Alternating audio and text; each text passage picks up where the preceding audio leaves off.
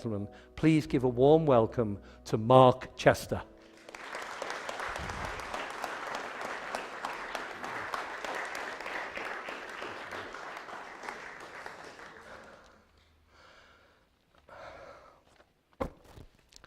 Welcome.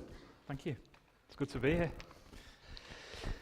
When you and I spoke together, which was quite a while ago now, you told me you were born in Liverpool and your mum moved to North Wales when you were just 4, after God spoke to your mum.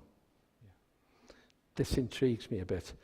Tell me about your mum and the rest of your family. Okay, well, I've got to get this right because my mum and dad are sat out in the audience tonight, and my mum's a stickler for detail, so I've got to get this right. But I was born in Waterloo, in Milton Road in Waterloo, and my dad worked for a shipping company. My mum had previously worked in a bank and was a housewife, and my dad was retraining to be a probation officer, and he got a posting in North Wales. So they decided that the family needed to move to North Wales.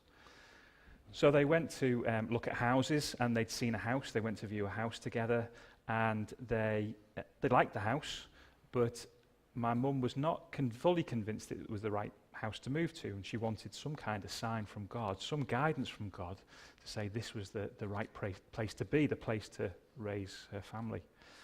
So she prayed for some guidance, and every week she used to meet with other young mums and their children together. They'd have a social time together, and then one or two of the mums would share something, a Bible verse, or say a prayer, or some experience. And that particular week after they'd viewed this house, one of the mums read out a passage from Isaiah 35. And this passage talked about the splendour of Carmel and Sharon, and that they would see the glory of the Lord. And the house that they had gone to look at was called Sharon, and it was in a village called Carmel. And so, it was a very clear indication that it was right. That it was right. And so we left Liverpool and we moved over to North Wales. Okay.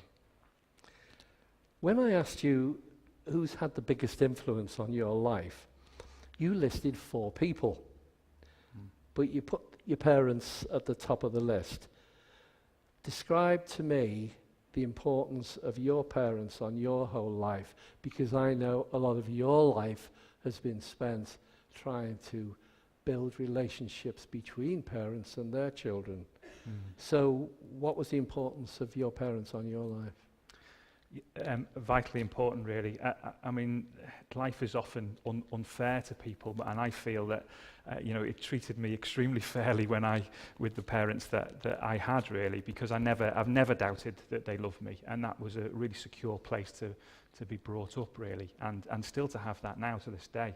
And they also set a great example. So I never heard a swear word out of their mouths. I never saw them drunk. I never witnessed a selfish act. So they were great role models to me as well. And there's a story that about my mum there used to be a gypsy who would come around our village, and she would sell posies of flowers. And she was an old lady. She was sort of dirty and dishevelled, and most of the houses, not all of them, but most of the houses in the village, she'd probably be shunned or ignored.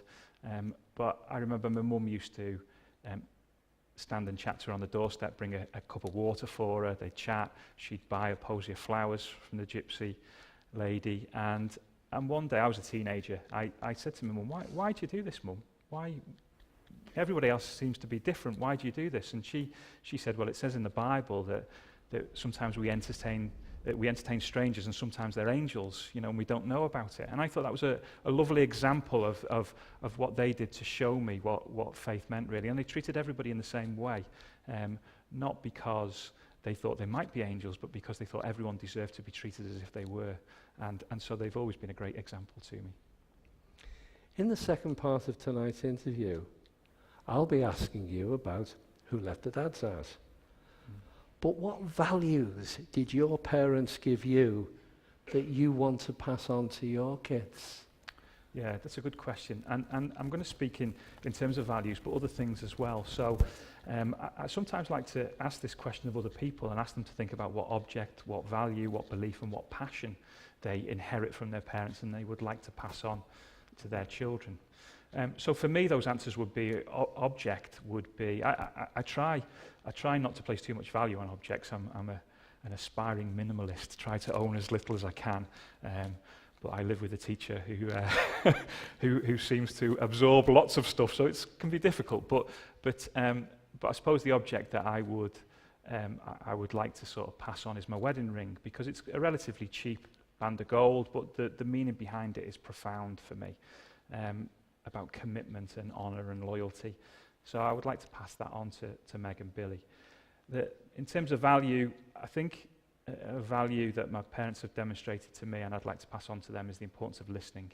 I think listening shows that you respect somebody, and actually you can learn a lot about them and understand them if you will only listen to them, really listen to them. So I'd like to pass that on to my children. A belief in God. You know, I'd really like them to believe in God, to believe not just with their head but with their heart, and also just to work out what that belief means for them in relationship with God. So to work it out in relationship with God. And then finally, a passion. There's one of my favourite films is a golf film called The Legend of Bagger Vance. And in it, the narrator says at one point, God is happiest when his children are at play. And I can really identify with that, because when my children, particularly when they were little and they played together, I would love watching them play. It would bring me great joy. You know, I very rarely watch them do their homework. But I watched them play. And even yesterday, Sue and I went to see our daughter rowing. You know, I went to watch her play, really. And so I'd really like to pass on that passion for playing and enjoying play. Coming from a Christian family, was there a point when you made your own commitment to God? Or did you never have to actually consider, because you never thought of anything else? Was there a point for you when it all became absolutely real? Mm. Yeah, I perhaps I can illustrate this with a story, something that happened to me a number of years ago, because I used to work in a large church building, and I had an office in the building. And there was a bistro in the building. One day I was at the bistro at lunchtime, and I was in the queue, and I was looking at this sausage roll, and I was trying to decide, am I going to buy this sausage roll or not for my lunch, or am I going to be good and have a jacket potato instead? And the guy behind me in the queue, we got talking together about the sausage roll, and he was saying, "Oh, they look great, those, and you know, you should buy that sausage roll." And then I said to him, "Oh, I've not seen you here before. You know, why are you here?" And he said, "Oh, I'm with the orchestra." And he waved his arm, and I looked round, and there was lots of people sitting round in the bistro, more than usual. And I said, "Oh, which orchestra is it?" He said, "Oh, it's the Liverpool Philharmonic Orchestra." I said, "Oh, that's fantastic." And I said, "What are you doing?" He said, "Well, we're rehearsing for a concert we've got tonight." I said, "Well, which instrument do you play?" And he looked at me a bit strangely, and he said, "Oh, I don't play an instrument, I sing." And I said, "Oh, that's great." And I said, "Tonight, are you singing one song or the whole show?" And again, he looked at me a bit strangely. He said, "No, I'm singing the whole show." I said, "Oh, that's fantastic." So I then got back to talking about the sausage roll, because I felt a bit more comfortable talking about the sausage roll, to be honest. And as we got to the end of the queue, and I bought the sausage roll, and I said goodbye to him, shook his hand, and he said, "I'd love you to come and hear me sing tonight," he said. "So, you know, if you want to, just turn up." He said, "You don't need to tell me, just turn up and just explain, and you can hear me sing." And so I said to him, "Oh, that'd be great. I'd love to do that." But in my mind, I have to confess, I was thinking it's Wednesday, and I play football on a Wednesday night, and there's no way I'm going to go and hear some guy singing karaoke and miss my Wednesday night football. And so anyway, I walked away, and as I was walking back to my desk, I thought, now I started to put things together and think, this is, you know, he's with Liverpool Philharmonic Orchestra. He's a singer. He's singing the whole show. This is not going to be some pub singer. So I thought, I better look up who this guy is. So when I got back to my desk, I went online and had a look, and it was Alfie Boe. Now, I would guess most people have heard of Alfie Boe. I would think so. You know, the guy he's been described as a nation's favourite tenor. He's a world famous operatic superstar. The guy's a living legend, really, and I've just asked him whether he's singing one song or the whole show. So so I was feeling a little bit embarrassed at this point. So I did the only thing I could do, which was avoid him for the rest of the day. And I'm even more embarrassed to say I still didn't go and hear him sing because I loved my Wednesday night football so much I really didn't want to miss it. But I'll get to the point. No, the story's great. Because you're probably wondering where I'm going with this. I thought, he brought out his autobiography, so I thought, to make it up to Alfie, I'll read his autobiography, mainly to see whether he mentioned me in it, but he didn't. He didn't mention me, the mad guy who wouldn't stop talking about sausage rolls, but he did talk about his dad, and he talked, and the passage is a beautiful passage, and his dad dies, and then Alfie Bow talks about how his dad's spirit and soul lived on in him, and he saw that every day, just in his everyday mannerisms, and he really believed that his father's spirit and soul lived on in him. And I thought that was a beautiful sort of image, and I think that's true of my parents, that their spirit and soul in a way lives on in me. The faith that they brought me up in, I made a conscious decision not to reject that faith, but to accept that faith and to believe in the same God that they believed in. And over the years, my faith's waxed and waned a bit, but I firmly believe in God. I just look around, and the evidence is there in people, in what's around me, that God exists. And I've never really doubted that He's created, the world. I think people saying about, things came about by chance, and I think about, say, an iPad, and about the components of an iPad. And if someone was to say to me, they just sort of merged together over millions of years, just purely by chance, constructed themselves and moved together, and eventually we had this beautiful working iPad. I just haven't got the faith to believe that. I believe that there was an intelligent design behind the iPad. Steve Jobs and his team, designed it and built it. And the same is true of creation. I just can't believe there isn't somebody behind creation. And at my lowest moments of faith, then I always fall back on that belief, that I just believe that God exists. You moved back to Liverpool when you were 19, and you worked for HM Customs and Excise. You met your wife-to-be, Sue, brackets, the Crosby Herald Bride of the Year, in 1992, and you settled in Chester. Tell me about Sue, the Crosby Herald Bride of the Year, and how you met. Yeah, it was such an honour to marry a celebrity, to be honest.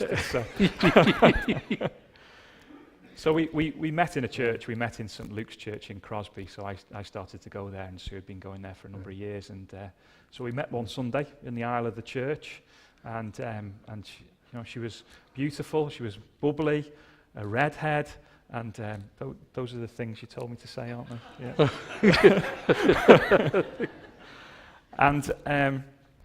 And she used to come and watch me play cricket. And so, that was kind of, she was clearly interested in me if she would sit and watch me play cricket. So on a Saturday afternoon, she'd watch me play cricket, and then we'd wander back to her house, and I met her family, and it was just like being at home, really. And Mum would cook me this beautiful scouse with a pastry crust on it, and her dad would lend me his car, and her nan would wash my cricket clothes for me. And so very quickly I decided I'm going to marry someone from this family. Really? Yeah.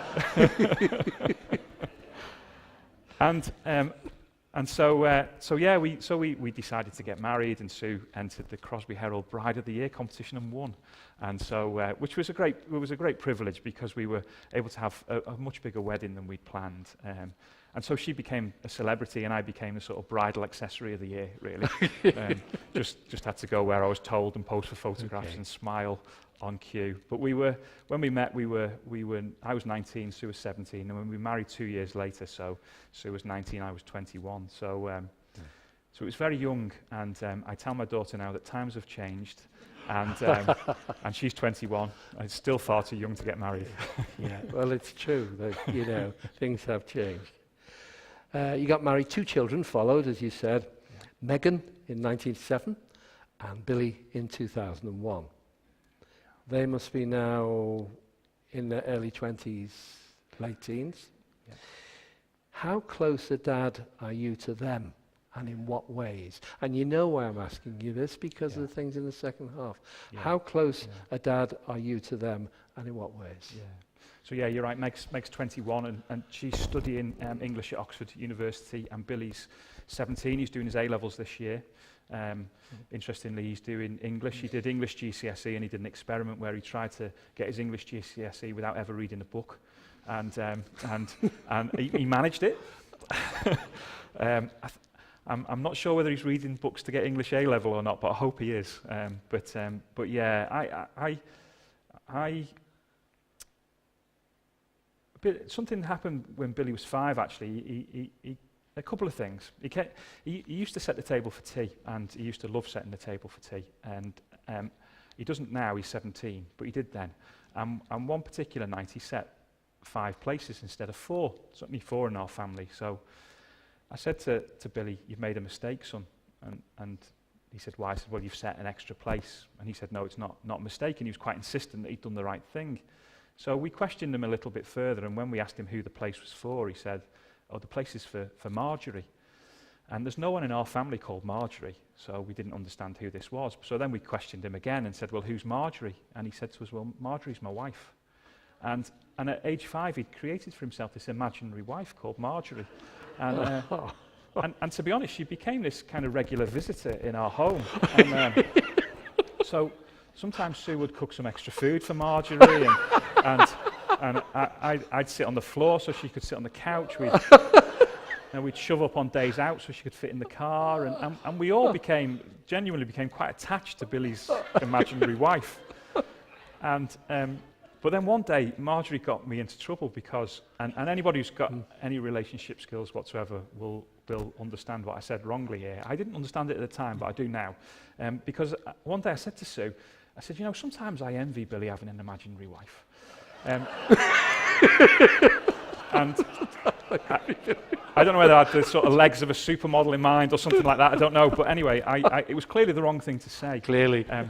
And Sue just looked at me. She didn't even smile, and she just said, "Well, you do realise that imaginary wives will only cook their husbands' imaginary meals." And so I think I've been forgiven now. But I mention that because Billy came to me at the same age. He came to me another day, and he said to me, "Dad, I want to be a man." So I said, "That's fine. If you eat all your vegetables, you grow up big and strong like your dad, you'll become a man." He said, "No, I want to be a man today." I said, "Okay, son, how are you going to do that?" He said, "I'm going to get the things that will make me a man." And he went off around the house, and he collected up 5 things, and he came back to me to show me what he collected. And it was a set of keys, it was a notebook, a pen, a mobile phone, and a wallet. And I thought this was fascinating because those were the 5 things that every day I used to take out with me, put into my coat pockets and take out with me to work. And when I came in at night, I'd take them out of my pockets and put them on the shelf by the front door. And it really reinforced to me that Billy was learning how to be a dad by copying me. And I believe that my daughter was learning what to expect from men by watching how I behaved. And it really made me think that I need to be the best father I can be. I need to be as close to them as I can be. And one of the ways I've tried to be close, which I mentioned before, is that I've tried to play with them a lot. And as well as being involved in the day-to-day caring, but play is really important. And this is a bit of science here, but I was reading it about this week that oxytocin is the sort of hormone that binds us together. It creates attachment and bonding. And when scientists have looked at when mums and children, when their oxytocin reaches the high point together, it's when they're sort of showing affection to one another, like hugs or cuddles. But with dads, when dads and children's oxytocin is highest, it's when they're playing together. So it's actually a way that dads can bond, really well with their children. So I've always tried to play with the children, and as they've got older, always to be available to them. I'm not always present in their lives all of the time because they don't need that or want that, but always try to be available to them. Yeah. Going back to what we were talking about before, people who've had a great influence on our lives. You mentioned 3 people who had a big influence on yours: a Sunday school teacher, a youth leader, and a church leader. At what stage were they a big influence, and what memories do you have of them? Yeah. Well, John was my Sunday school teacher from a very young age, and I don't know how long he was my Sunday school teacher for, and I had many good Sunday school teachers over the years, but John sticks in my memory because he was a man, and I was a boy, and I needed someone to aspire to be like, really. And John taught us the Bible with a real gentleness and care, but also with a lot of fun. And so that had an enormous impact on me. So I remember John as a good influence on my life. And then there was a youth leader called Henry at our church. He didn't have a family of his own. He'd been in the army. He'd had a lot of ups and downs in life, but he really cared for us. And that meant a lot to me as a sort of self-conscious adolescent boy, to have somebody who really cared about me, was interested in the detail of my life. And he also gave me a great example of how to approach life's ups and downs, life's challenges, and sort of keep believing in God through it all. So Henry was a great role model as well. And then when one of the leaders in our church was a guy called Dirk, and when I became a father, Dirk really mentored me and encouraged me to get involved in some of the work that he was doing to support fathers.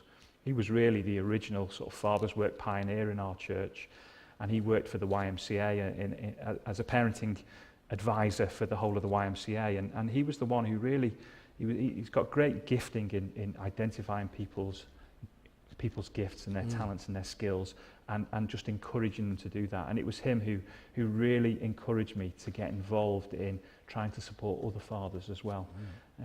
So these three guys had an enormous influence on my life, and there've been others, but John, Henry and Dirk really stand out to me. We're going to talk about some really important issues in the second part. But before we take a break and listen to another song, I just want to ask you a question before then. You worked at Customs and Excise, the YMCA, the Bible Reading Fellowship, and the Liverpool Football Club. What were you doing at Liverpool Football Club? Yeah, I was asked to join there in 2007. I'd been made redundant from the YMCA. They'd closed the parenting unit that I was working in, and I knew somebody at the club, and they wanted to further develop some of their community work, and wanted to particularly develop something around families. So they asked whether I would go to develop a family project at the club. So we called it Tactics for Families, and we used to go into schools and teach about family relationships. So we'd look at how a football team works and the skill you need in a football team, and then we'd look at how you need the same skills in a family team. So we'd teach this program with the children called Tactics for Families, and then we'd invite the parents in, and we'd talk to the parents as well about family life. And it was really just a way of trying to get the children and their families just to think about what would make a good family team. And of course, the medium of football opens people's hearts and minds, and especially so, you know, in this area and in Liverpool, and you know, everybody wants to talk about football. And so it allowed me to just communicate some messages about family that if I hadn't couched it in football terms, no one would have listened. But actually, because I wore a Liverpool tracksuit and represented the football club, you know, people wanted to listen.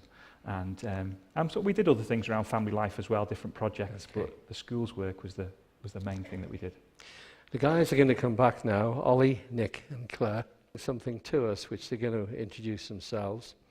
But in the second part, I want us to major on an issue you had and how you developed this work, which we know as Who Let the Dads Out. So we'll talk some more in the second part.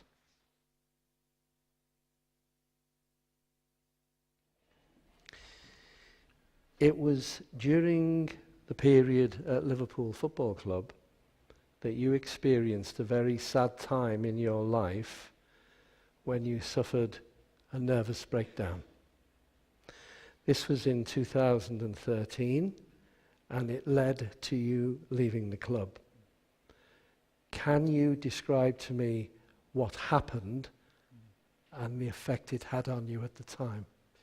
Yeah, this was a difficult point in life, really, and I'd had 5 very happy years at the football club. You know, I just loved it. I loved what I was doing.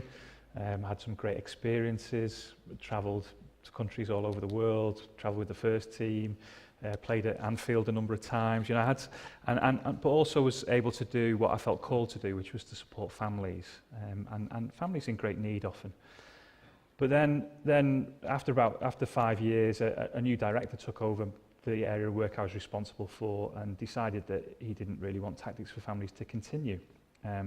So started to go about dismantling the project, and at the same time made it sort of quite clear, quite publicly, that he wasn't really impressed with the work that I was doing either.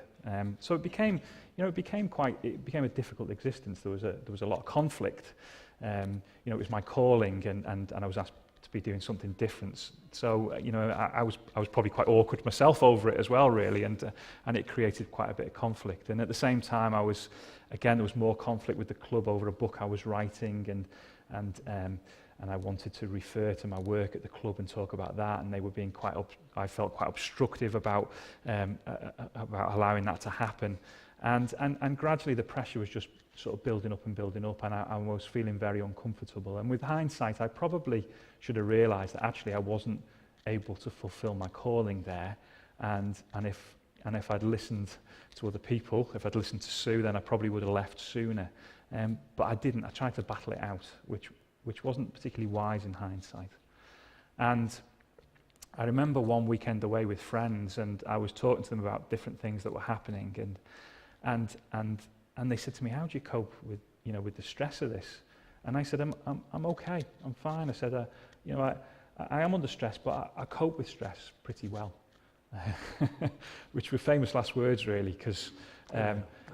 Because a couple of weeks later, then I found myself in the midst of a breakdown, and I'd had a particularly difficult day at work. I had a meeting with somebody about the book again, and they'd been quite obstructive over it, threatened me with some legal action over the book, and it had been really difficult. I got home that night with a splitting headache, and that wasn't usual for me. I never really got headaches, but it just wouldn't go, this headache.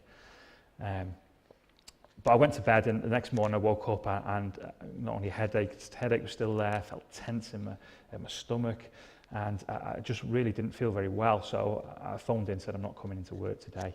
I did a very unwise thing. I sat on the couch on my laptop and dealt with a load of work emails all day, which wasn't, again, the wisest of things to do. And then that evening, I remember I can just remember my sort of nerves. It felt like all of the nerves in my body had come alive, really. It was like there were a million insects underneath my skin. And I was wondering, what on earth's happening to me here? I just thought, I feel, really ill. And my whole body just felt like static, really. And then I remember waking in the early hours of the following morning, and at that point I thought I was having a heart attack. My heart was thumping, and it was almost like it was going to beat itself out of my body. And I can remember just praying over and over again, "God, please don't let me die," because I thought that was what was going to happen. In the cold light of day, I felt a bit ridiculous, thinking that. But at the time, I really felt that was, I didn't understand what was happening, really. And then the next day, I sort of got through the day. I remember some friends coming around for tea. I talked to them about what was happening, and they were quite comforted and understanding, and still didn't quite fathom what was going on. But I thought, maybe it's just physical symptoms. It'll pass by. And then that evening, I remember at one point I walked into a room and Sue was there, and she just caught my eye, and at that point I just burst into tears. And I'd never been much of a crier, really. I wasn't against crying. Occasionally, if I saw something sad in a film or whatever, I might cry, but very rarely, really. But I started crying that night, and I didn't stop. I was wake up in the morning crying, go to bed at night crying, and just at really odd times, this wave of emotion would come over me, and I would just sort of cry. And I realised then that. And Sue realised I was really in the midst of a breakdown, and I've been very uncomfortable using that word over the years because it just makes me feel very vulnerable. Yeah. But actually, I think it really does describe what happened to me, because in two senses. One, I broke down like a car would break down. I just stopped functioning. really. Yeah. And in that sense, that's exactly what happened to me. I stopped functioning. Yeah. But in another sense as well, I felt it over the whole process, and the process is probably still going on now, that I was being almost broken down into component parts. And gradually over time, I'd perhaps work on tidying up those parts and then being reassembled. And I feel that the whole process of the breakdown was a process of reassembly as well.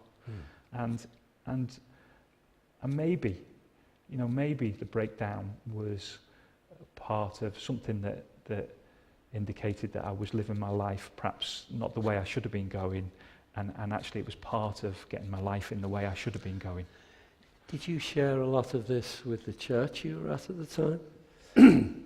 Yeah, I shared with individuals within the church. And did you receive prayer and support in this one? An incredible amount of support.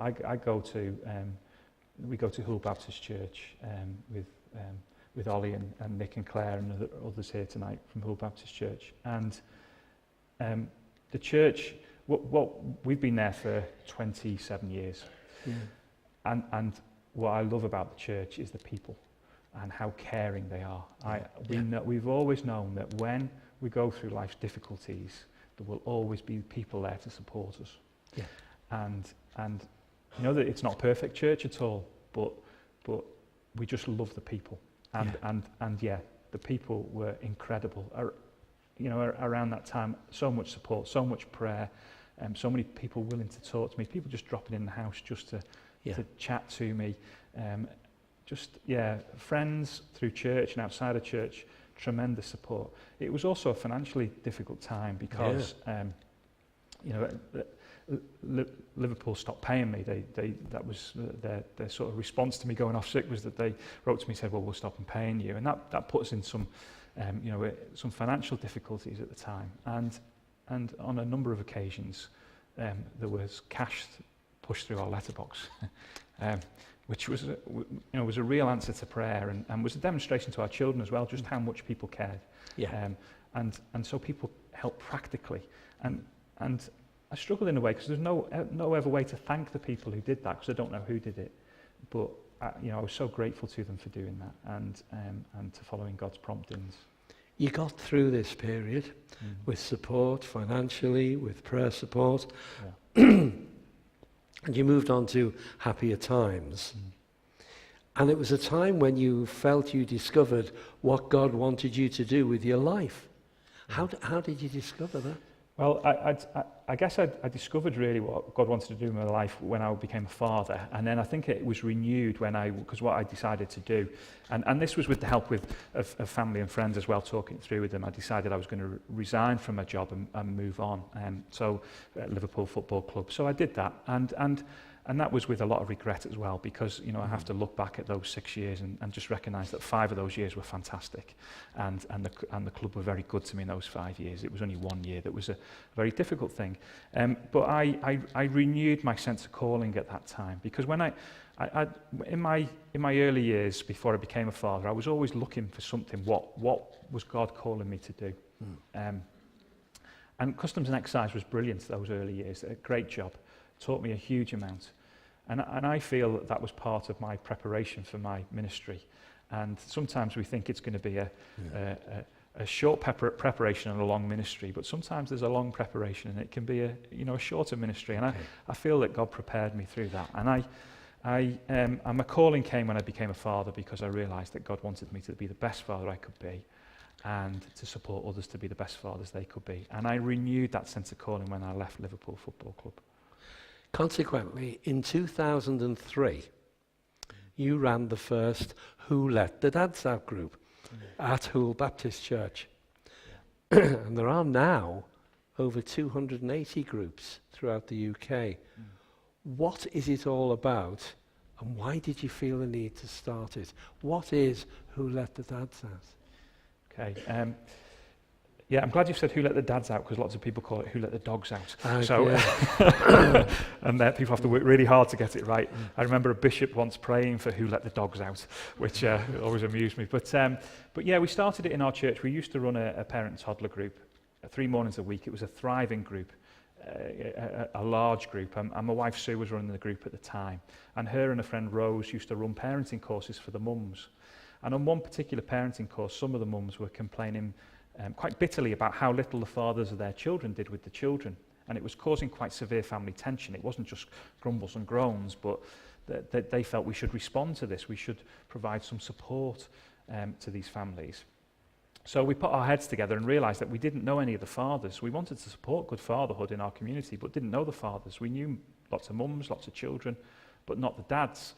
So we thought we need to get to know the dads, and we decided that we would run a parent and toddler group one Saturday morning, because that's what we knew how to do best. But we do it for dads and male carers. We do it in exactly the same way as we did for mums, but we do bacon butties, and we put out some newspapers. And in the run-up to that first session, we were talking, Dirk and I, who was involved in setting it up as well, we were talking about how many dads are going to come. And we felt if we get 6 dads, we'll be really encouraged. Now, I know numbers don't necessarily mean success, but we've all been in rooms where we've waited for people to come and they don't turn up, and it's discouraging. So we just felt if we get 6 dads, that'll be an encouragement. And that first morning, 20 dads came along to Who Let the Dads Out with their children. 2 of those dads were from the church, 18 had not stepped foot inside the building before. Fantastic. And I think really that was God's message to us, this is not a one-off, there's more to this. Yeah. And I think that's been proven since, in that, you know, other churches heard about what we were doing, and then they started to say, can we set up a Who Let the Dads Out group? And so we began to support them to do that. And over the years, it's just grown and developed from there, and it's now part of charity Care for the Family. What's the link between that and Malachi chapter 4, verse 6? Malachi 4, verse 6. God says he'll send Elijah to turn the hearts of the fathers to their children and the hearts of the children to their fathers. And different versions of the Bible have different translations there. The Hebrew was fathers and sons. But you know, whichever way you choose to interpret it, the principle is that God thinks fathers are important. You know, God is a father, God created fathers, and God made fathers essential in the creation of new life. And so that's our vision, is really to turn the hearts of fathers and children to one another.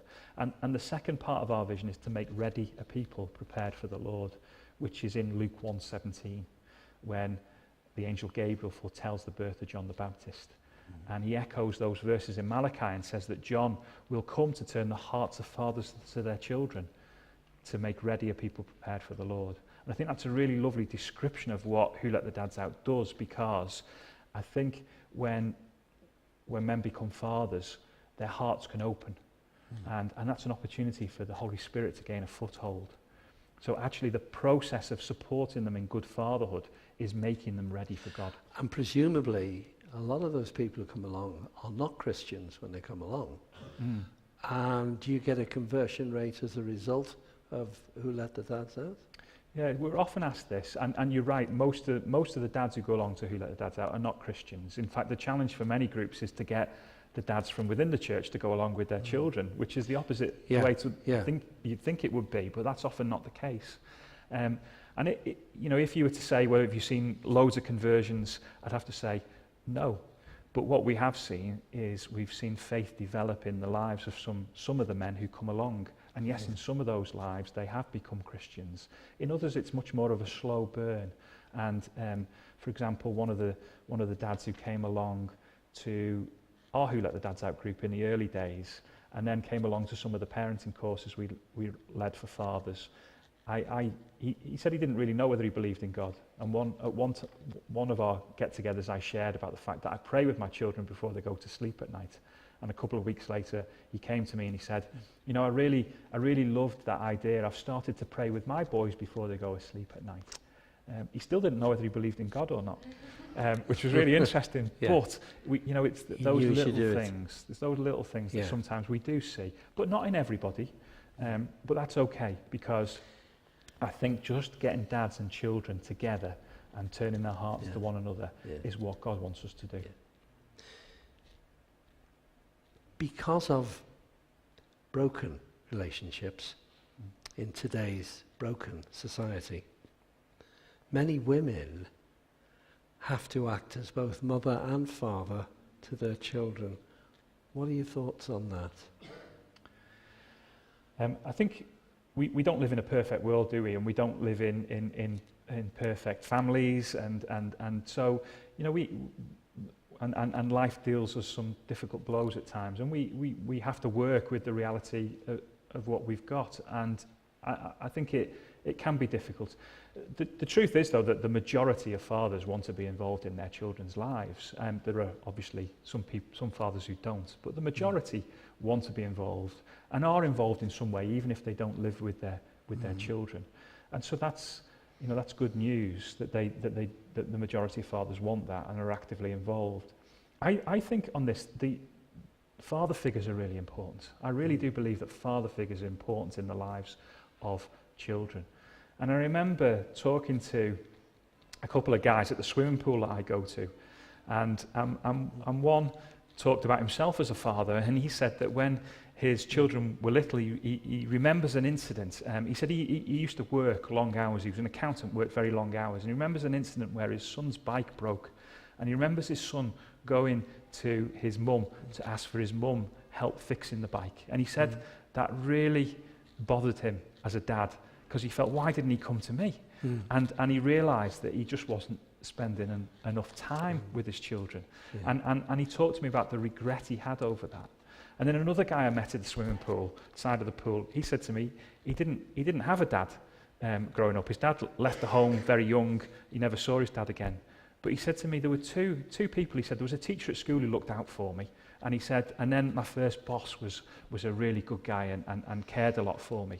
And he was almost saying, these guys were my father figures. Yeah. And they were in his life for quite a short period. Yeah. But they had an impact, a huge impact for the whole of his life. And so I think father figures are really important. That's something we in the church can seize on, really. I think we can provide good father figures to all children. I can see that you, and we can see that you believe that the family structure is crucial to the well-being of people, and currently you're working with the organisation Care for the Family, which is inspired by the work of Rob Parsons. What's your role in that? Yeah, of course, Rob wrote The 60-Minute Father, which was a book that had an enormous impact on me as a father, and it's a fantastic book. And we moved across to Care for the Family in October last year, and it's been great to move into an organisation like Care for the Family, and because our values and our vision just fit together perfectly. And we'll carry on promoting Who Let the Dads Out as part of Care for the Family, but I think that move into the charity and working with Rob and the staff there give us the chance just to do more work with fathers in different ways. So as well as a Who Let the Dads Out group, there are other ways we can support and encourage fathers. And already the organisation is asking us to get involved in all sorts of different things and asking us to give a particular angle on fatherhood. Rob's actually speaking in Liverpool on the 12th of March. Yes, this is the Wisdom House, isn't it? The Wisdom House, yeah. What's the date of that? And that's the 12th of March. It's at the Adelphi Hotel. And so that's a good opportunity for people to come to go along. He's a great speat,er and some of the talks he did about fatherhood had a huge impact on me many years ago. Yeah. And so it's been a great organisation to join, and I'm really optimistic about the future and what we can do together for fathers. And I think what we try to do is to share a message. And there was a guy who died a couple of years ago in Utah, in America, a guy who wasn't very well known, but he was a remarkable man, a guy called Bob Ebling. And Bob, many years ago, had worked for NASA as a rocket scientist. And I think it was 86 when the Challenger was due to be launched. The day before, the forecast was for really cold overnight temperatures. And Bob Ebling, he thought this is a risk because the seals that seal sort of some of the elements of the rocket will freeze, it'll make them brittle, and there could be some fuel leak. So he sounded the alarm the day before Challenger was due to launch and said, I don't think we should go ahead with this because of the overnight temperatures. So he convened a meeting and he presented his sort of evidence to people. And he was ignored, and Challenger was launched the next day for other reasons. Of course, 78 seconds into the flight, it exploded, and all members of the crew were killed. And Bob Ebling was in a room that day watching it, and he broke down in that room. And very soon afterwards, he retired from his job, and he went to work as a volunteer in a bird refuge. And a number of years later, just before he died, about 6 months before he died, he did a radio interview. And in the radio interview, he said, I think God made a mistake when he chose me to share that message about the Challenger. He said, when God picked Bob Ebling, God picked a loser. And, which was really sad. He'd lived with 30 years of persistent guilt. But people, in response to that interview, they wrote into the radio station. Hundreds of people wrote in to try and encourage him and say, you're not a loser. Did your best. You did the right thing. Even NASA contacted the radio station and said, no, Bob Ebling did the right thing. And it enabled him to gain some peace before he died, those messages of support. But I believe that Bob Ebling did what God told him to do. He shared a message. How people respond to that message is not down to us. That's left in God's hands and people's hearts. And I think that's what we do through Who Let the Dads Out. We share a message about fatherhood, and we can't convince people to respond to it, but we just try to be as faithful as we can in sharing that message. You've written some books. You brought some with you tonight. There's a stand over there. Tell us what's over there and what's free and what's the others are. Well, just tell us. Okay, so I've written a few books about Who Let the Dads Out, and there's a couple of them over there. One called Who Let the Dads Out, one called School's Out, Dad's About. And people can take those away for free. There's also a magazine over there called Stories of Us, which is all about the work we do at Care for the Family, and people can take that for free as well. And a couple of leaflets about some of the Care for the Family projects. There are a couple of books there as well. So there's the Soul of Football, which is really a bit about a fragment of autobiography, really, about my life in football, about my family, about my faith. So that's £5. And then there's a book that came out last year called Inside Fatherhood, which I wrote with a guy called David Atkinson. David's a journalist, and he interviewed 10 fathers and wrote up their stories. Really interesting stories. Some of them very profound, very moving, and some of them quite normal, really, but really encouraging. And in response to each one, I wrote a Christian reflection, just a reflection on the dad stories and what maybe that can teach us about relating to God. So that's £5 as well. Okay. Mark, a final question. I'll link two together because obviously we've run out of time.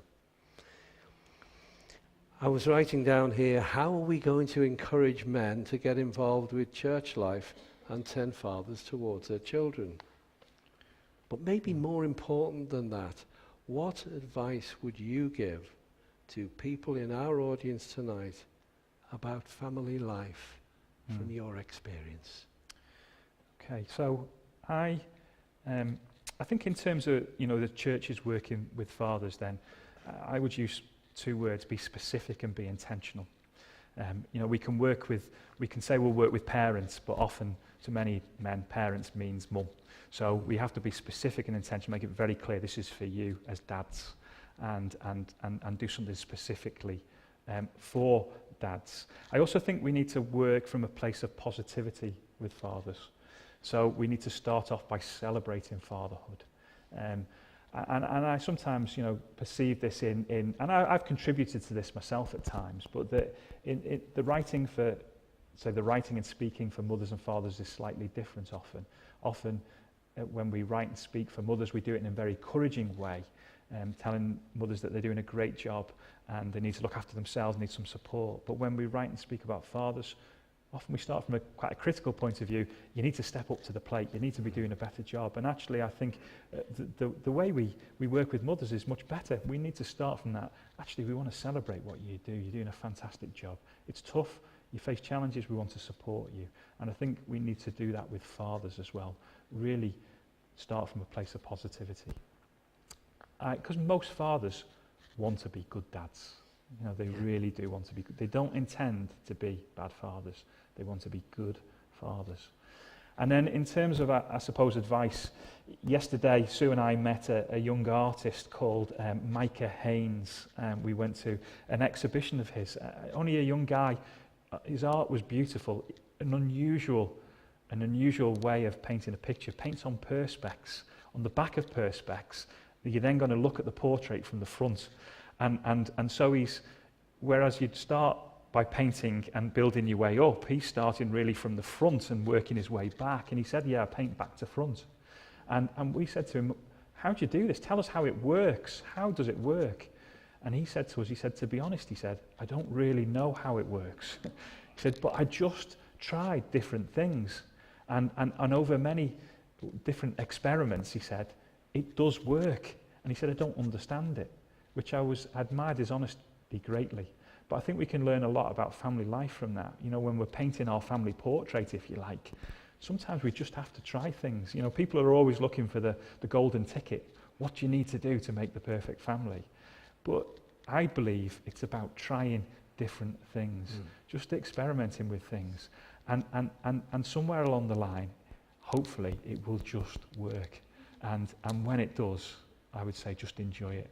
Have fun in the process and enjoy the outcome. Mark, it's been great talking to you. An hour or so goes like 2 minutes. I just did tell you it would do. Ladies and gentlemen, Mark Chester.